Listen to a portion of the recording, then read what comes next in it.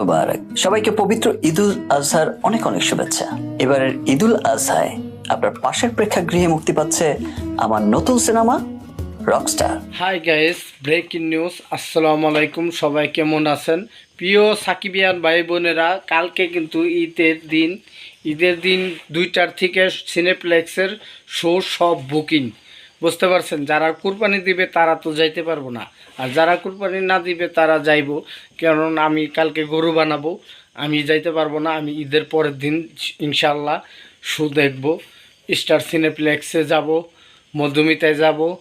ঠিক আছে, তুফান ভাইরা কালকে যাইব।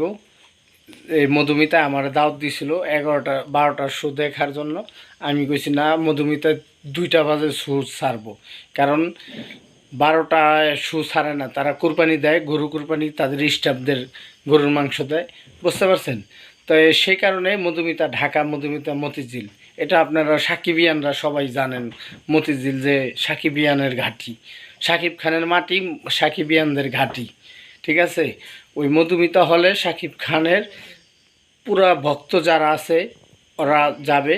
আমি ভাই যাইতে পারবো না, দুঃখিত এর জন্য। কারণ আমি আগেই বললাম ঈদ মোবারক সবাইকে দিলাম, কারণ আমি আগেই বলছি যে আমি যাইতে পারবো না, আমার গরু বানাইতে হইব।